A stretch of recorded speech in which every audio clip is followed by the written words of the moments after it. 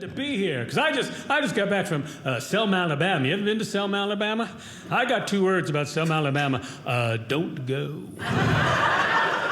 And it's not really a bad place, but they put me up, and usually I get put up at nicer places. They put me up, and I'm not making this up, put me up at a Motel 12. Have you even heard of a Motel 12? I had never heard of one.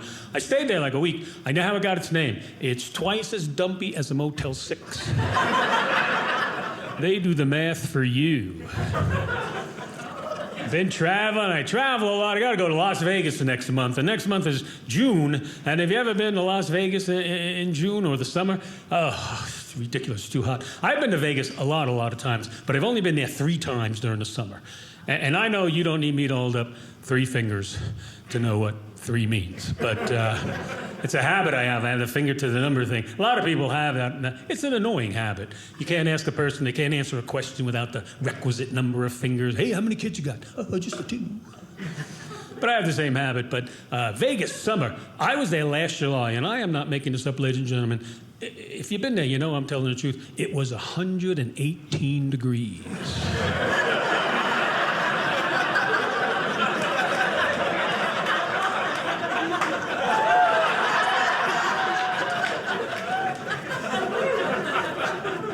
Driving around Vegas. You know what I saw last time I was in Vegas? I saw a Las Vegas high school. And I'm thinking, I would have loved to go to Las Vegas high school. You know, you get your math test back. What, do you get a 64? Hit me. 88? I'll stick.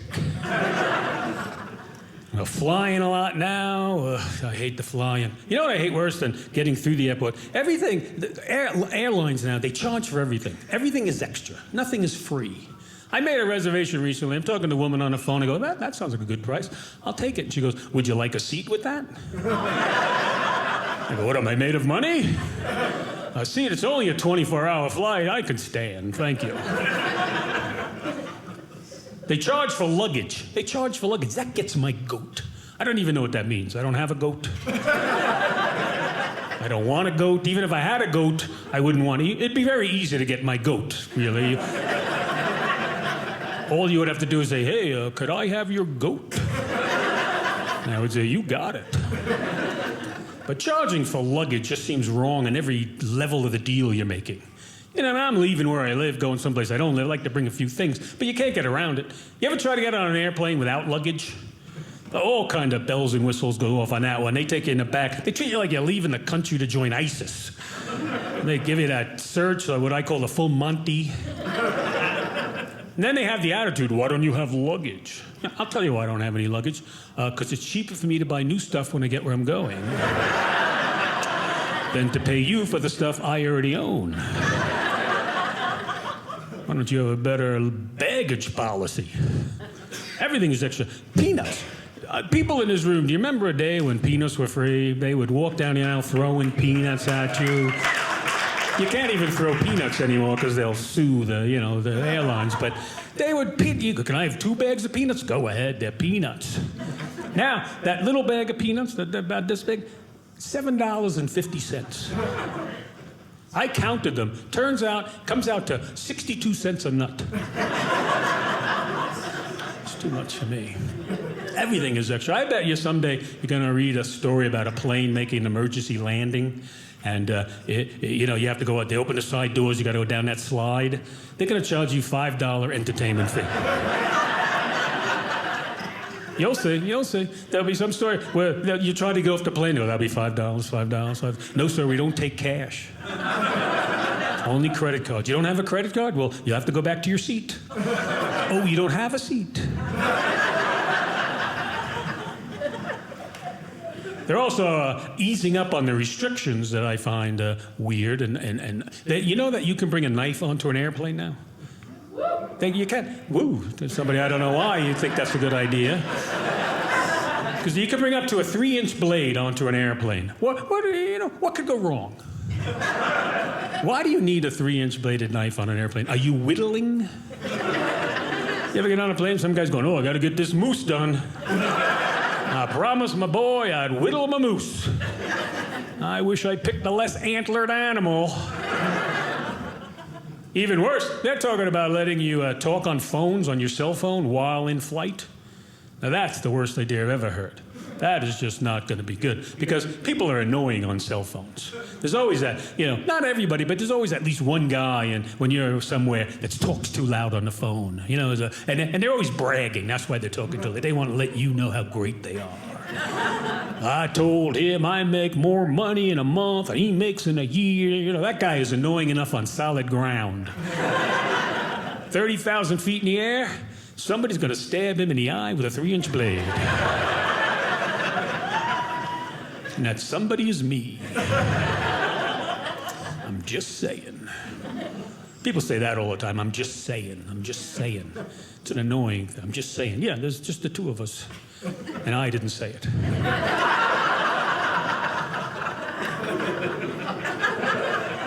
And as you know what I'm saying? You know what I'm saying? Have I stopped you at any point along this conversation and said to you, I really am confused about what it is you're saying. Could you please reword it some other way so maybe I get the gist? Then there's the one, it goes without saying. You ever hear people say that? That's annoying because the people that say that, those kind of people, they're not going without saying. They're gonna say. My only hope is that I get away, I go before they say anything. My mechanic has a great expression, more than fair. More than fair. That's what. If I argue about a bill with him, he'll say, we charge you a price we think is more than fair. What does that mean? He figured out what was fair and then charged me more.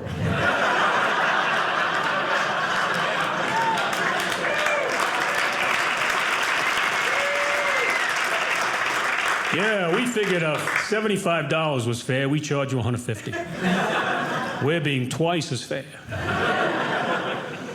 I'm just saying. Things are a lot different. I'm getting old. One thing I learned, here's something I learned about getting old that I've realized recently. And if you're my age out there, you'll back me up on this. Even as you get older, in your head, you're not old. In your head, you don't get old. In your head, you're still like 20, 25 years old. It's kind of amazing. But there are things during the day that remind you that you're old. Like things like standing up. And then having to sit down because you stood up too fast. And then all the blood rushes to your head. And you go, oh, am I going to die? No, okay. That's the most exciting part of my day. You know what else makes me feel like a 30-year-old calling me sir? Excuse me, sir. Excuse me, sir. Hey, drop dead, kid. Filling out a form online makes you feel old, because you put your name and your address and your phone number. Then you get to your birthday, put the day and the month, and then you got to scroll. An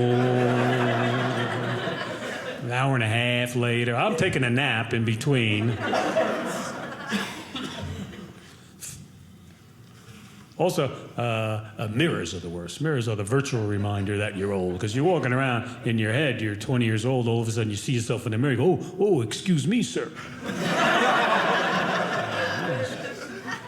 Things make me, some things confuse me. Like, I saw an ad, not an ad, but a headline about the census. About the census. It said that 42% of Americans didn't fill out the census. Now, how do they know that?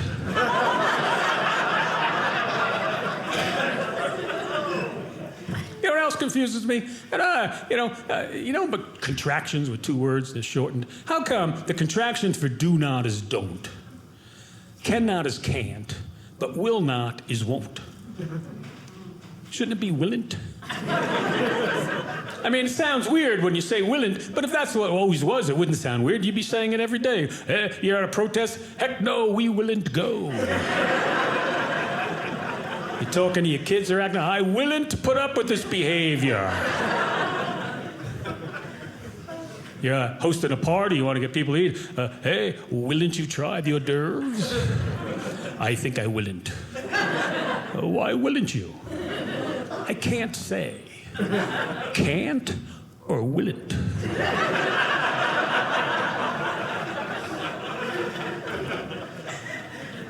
There's another thing that gets me. You ever try something new when you eat? You try something exotic or different, and when somebody asks you what it tastes like, what does it always taste like? Chicken. Always tastes like chicken. Everything tastes like chicken.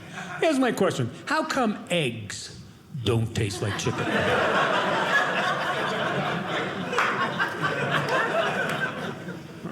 either.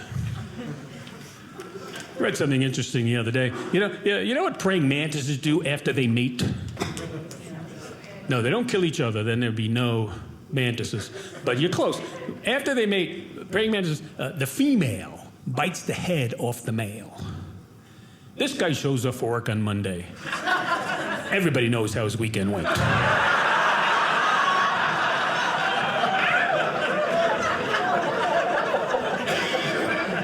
There are no secrets in the mantis world. There are no affairs either, I suppose. You come home with no head, you try to explain to your wife where you've been. And you know how that works out. I saw a commercial the other day for a mattress company was doing a commercial on TV, and their slogan was, we take sleep to the next level. We take sleep to the next level. What is the next level of sleep? Death. I don't think I want that mattress. Do you have a mattress where I wake up refreshed and feeling alive? That I could get into. Everything's changed, too. The news. You watch cable news, there's too much going on cable news, you know what I mean? When I was a kid, there was just one guy talking to you on the screen telling you the news, and it was always a guy, because until like 76, they didn't realize women could read too. Enlightened world we lived in. But there's just too much going on the screen, you know what I mean? There's like the person there, the anchor, and then there's that grid of people in squares. It looks like the Brady Bunch is there to answer political questions. And then there's the crawl on the bottom. The crawl, I hate the crawl. The crawl, because I can't not look at it. You know what I mean? I'm trying to pay attention to the person talking. Yeah, I'm listening. Okay, yeah, good, I'm listening. I got you. No, I'm not paying attention. But 5 minutes in, I'm looking at the crawl. And that gets me mad because I'm paying like $150 a month for cable. And now I'm reading the TV.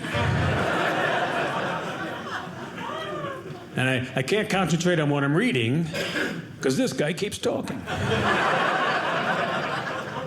It's like, hey, shut up, I'm trying to read the news. You know what they didn't have when we were young, too? When I was young, they didn't have the live satellite feed. You know that thing where guy in America can talk to somebody 5,000 miles away and instantly they're connected. But it's not always so instant. You ever notice that? There's always like some kind of gap of time between when the guy asks the question and the other guy hears the question. Sometimes it's a pretty big gap, too. Sometimes you could go out for lunch. But, you know, the guy in America goes, well, Jim, it must be harrowing there on the eve of such a big battle. And then Jim's over there.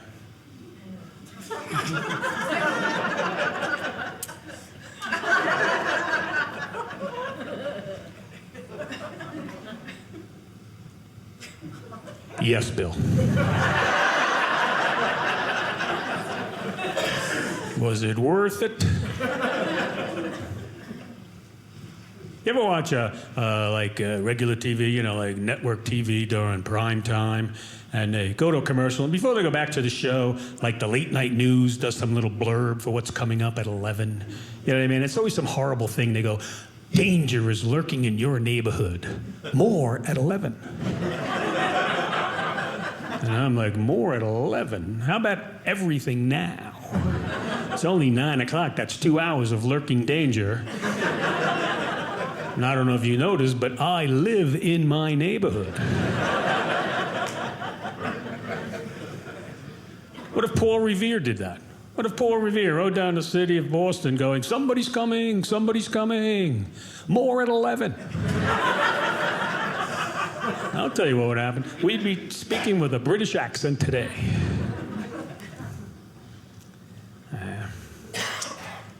You know, I just had my birthday. I don't like birthdays anymore. It's diminishing returns on the birthday thing. You know what I mean? Especially gift-wise. I haven't gotten a good birthday present since I was like 50.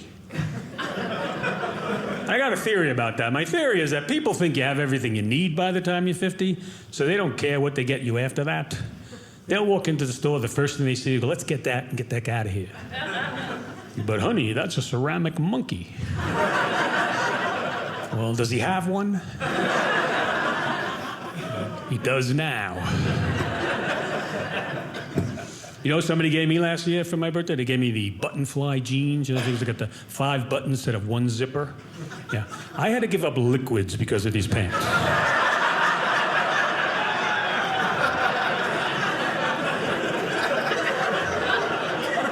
It's one thing I don't need after a couple of beers, and that's a dexterity test.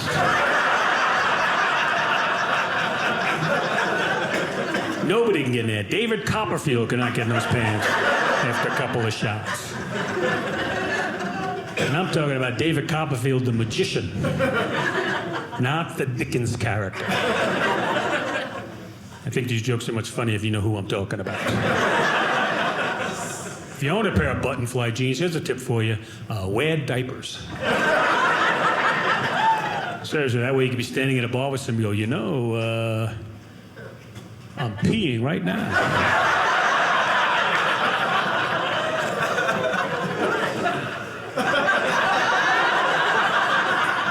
And I am.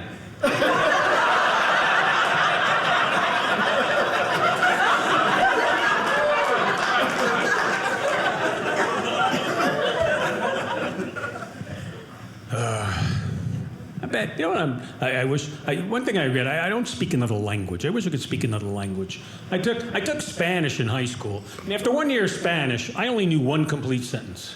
And it's a stupid sentence to know if you only know 1 sentence in another language. I knew how to say, ¿Dónde está la biblioteca? Where's the library? That's what that means, where's the library? My question, what do I need to know where's the library if all the books are written in Spanish? I cannot read them. No, it's wrong. Yo cannot read them. There's another reason it's stupid to only know that 1 sentence. Say, go to Spain. I'm on vacation. I'm probably not even going to the library. You know, how about, hey, ¿dónde está las cervezas? Este, norte? Here's a real reason. Say, go to Spain. And then I somehow end up in a library. Now I got nothing. What am I going to look like standing in a library in Spain saying to the guy, hey, ¿dónde está la biblioteca? Aquí. Oh, se llama estúpido. Then I made a big mistake. I quit the Spanish and took French. French is twice as hard as Spanish. It's mathematically twice as hard as Spanish because I took 2 years of French and I don't even know 1 sentence.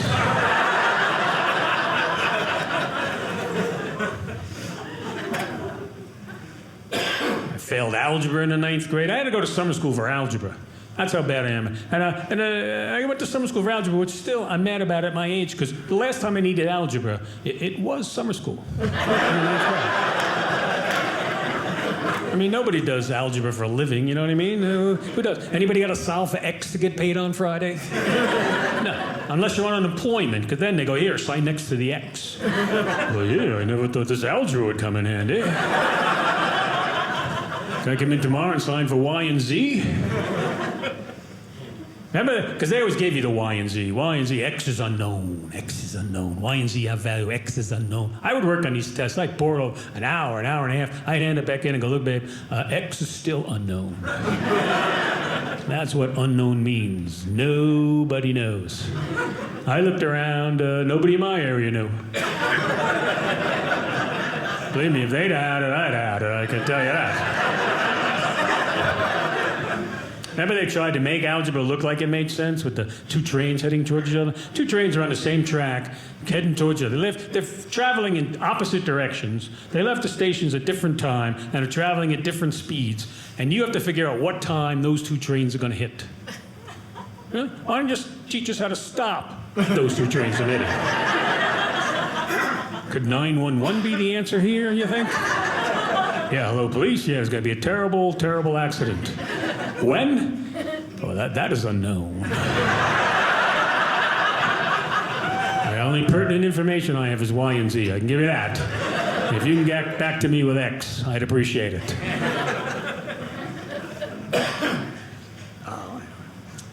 I meet a lot of people. I'm bad with names. I'm bad with remembering people's names. A lot of people say that they are too, but I'm really bad with it. I'm so bad, I forget people's name as I'm shaking their hands.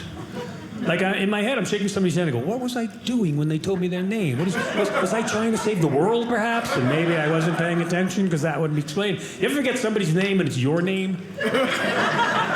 Hey, what's your name again? Don? That's my name. I'm not going to forget that. He goes, yeah, that's what you said the first time we met. I have people I've known 30 years and I don't know their names. I mean, they're not my best friends, obviously, but I see them when I travel, and I just been making up names. I just, nickname them. Hey, buddy.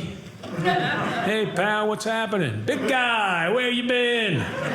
So I can't bring my wife anywhere. My wife's a lovely woman, great company, but if I bring her to a party, I got to introduce her to people, and that just gets embarrassing. It's like, oh, that's Buddy. That big guy there, that's Big Guy. That's Pally. This is my wife, Honey Bunch.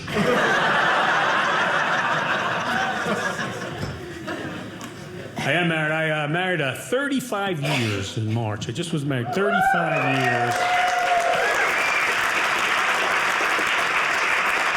And I live in Hollywood, so that's like 100 euro, ladies and gentlemen.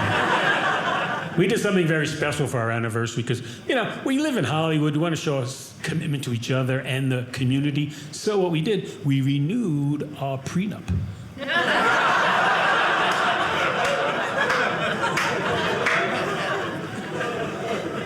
I like being married. I learn something new from my wife every single day. I know that's schmaltzy to say, but I do. I learn something new every day from my wife. Like just today, I learned I'm a big, dumb, lazy slob.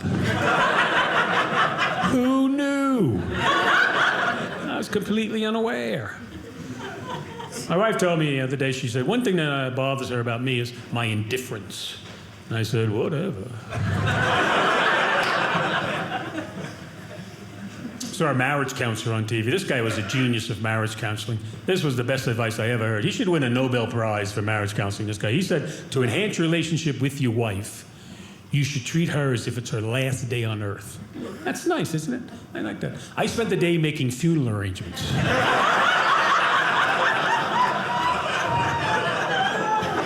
Got a black suit. Put flowers all over the house. Heck, I even dug a hole in the backyard, ladies and gentlemen. I love my wife. People always ask me for advice. If you're married 35 years in Hollywood, people ask for advice. And my only advice, my marriage works out because my wife's settled. So that's all I can figure out. But I don't have advice for being married. You got to be lucky. But I have advice for guys getting married. Any guys out there getting married? Because if you're, good luck to you. No, you don't have to. I'm not going to pick on you. I'm just going to give you this advice. Go to rehearsals. Have the rehearsals. My wife thinks I ruined our wedding ceremony. She thinks I take nothing seriously. She thinks everything's a big joke with me. I've been up here 25 minutes and proven that wrong at least twice. So. But I was nervous getting married. It's kind of nerve-wracking getting married. I got the families behind me, and the guy asked me the big question. He goes, do you take this woman for richer, for poorer, for better or worse? I said, yes, no, yes, no. You guys are terrific. My name's Don McEnery. Thank you, folks.